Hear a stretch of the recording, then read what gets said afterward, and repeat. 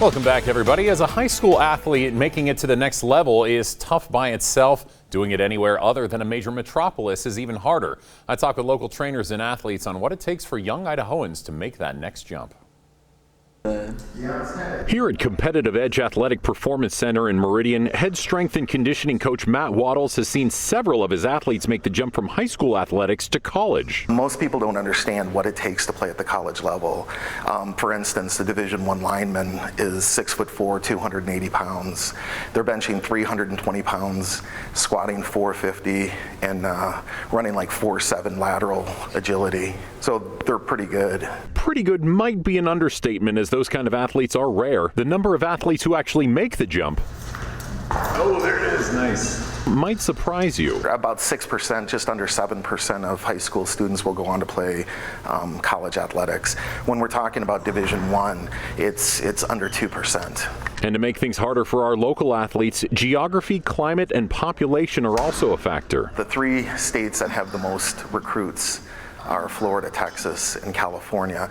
They have about 45% of the elite level recruits coming out of those three states. But that doesn't mean it's impossible. Take Jake Shaddix, for example. Yeah, so I knew I wanted to play at the next level from the time I was smart enough to know what a football was, so yeah.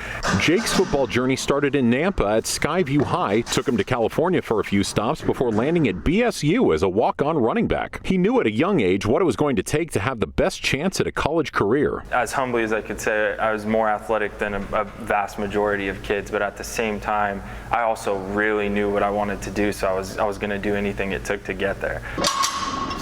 As an athlete from Idaho who made it to the D1 level, he says kids who want to get there need to never stop working for it, no matter what level they want to get to. What are you going to do to separate yourself from the rest of your team? That's not just athletically, that's also academically. So, colleges obviously are going to look for the super talented kids, and especially at the Division I level, they're going to look for the freak show athletes. But Division I is not the only division in college sports. While many young athletes don't know the dedication it takes to play in college, some already have it all planned out. This is Middleton High junior Gard Memlar. At 6'5" and nearly 300 pounds, he's got the physical part down, but it's the mindset that will be taking him far. Most kids in the off season, they don't really have an off. I guess they have off season.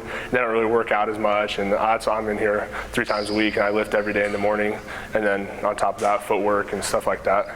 And it's that mentality that helped Gard already verbally commit to play football at the University of Washington right after high school. But no matter who you are or how physically gifted you might be, everyone agrees that putting in that extra work is the only way to get to the next level. You got to separate yourself. You got to be willing to sacrifice and outwork the rest of your peers. Just keep grinding. Just work all the time. Speed's a big thing. Grit, hard work. I had a basketball player last year that was playing in California now, and at 10 o'clock at night he'd go to the warehouse and he'd start shooting 3-point shots, and he'd shoot over 500 3-point shots per night. Most kids won't do that. And local football players who are wanting to know where they stand athletically can attend the Ultimate Football Combine tomorrow. That's going to be held Saturday from 9 a.m. to 1 p.m. And to find out more information on that, head to our website, 6onyourside.com. We'll have that up a little later this morning.